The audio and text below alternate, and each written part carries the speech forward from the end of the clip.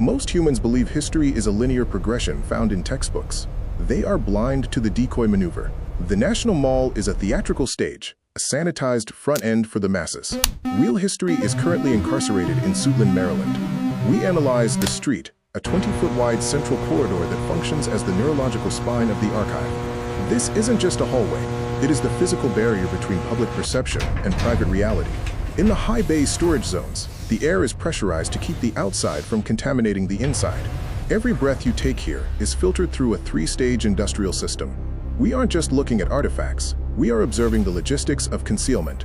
The scale of the street isn't for people, it's for the heavy machinery required to move secrets that weigh several tons. We move into the deadly ground. Secrecy in the archive isn't just a political choice, it is a biological necessity. The archives hold materials that would terminate the curious within hours. Consider the Curie paradox. Marie Curie's personal notebooks and furniture aren't sitting on a velvet shelf. They are in lead-lined purgatory. This is the containment phase of history.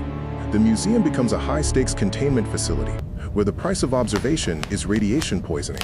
The shadow inventory includes items so volatile they require 24-hour thermal monitoring.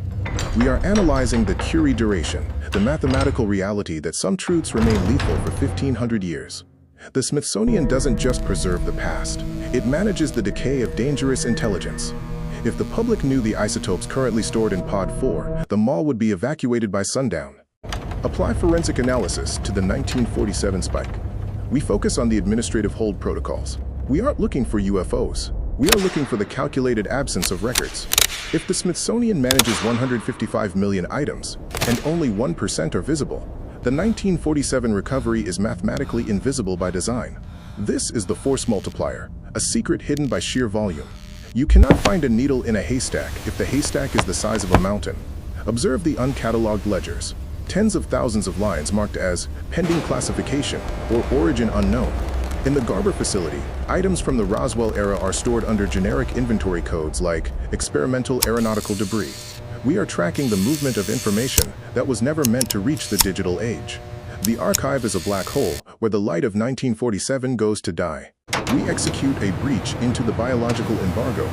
Welcome to Pod 5. This is where the Smithsonian transitions from a museum to a planet-scale backup drive. Mechanical freezers hum at a constant minus 190 degrees Celsius. This is life suspended in liquid nitrogen. We analyze the blue whale mandible, contrasted against microscopic viral samples.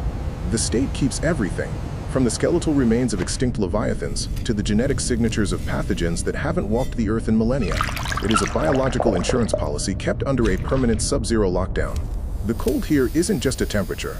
It is a temporal anchor meant to stop the clock on organic decay. In Pod 5, forever is a technical requirement, not a metaphor.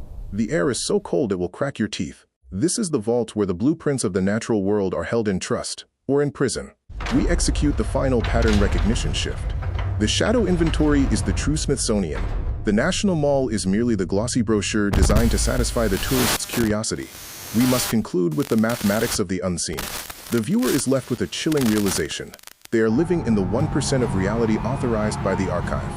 The remaining 99% is locked behind the steel doors of Suitland, protected by the Sentinel Protocol. As we withdraw from the facility, the street returns to silence. The lights dim, the heavy seals engage, and the secrets return to their dark, climate-controlled hibernation. You didn't just see a museum today. You witnessed the containment of human knowledge. The feed will try to distract you after this. Don't let it. The 99% is still there, waiting in the dark.